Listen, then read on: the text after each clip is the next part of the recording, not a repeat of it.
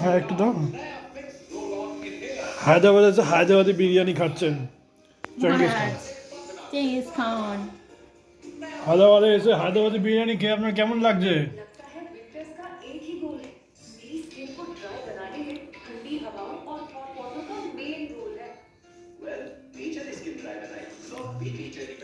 কেমন লাগছে বলে দাও তো।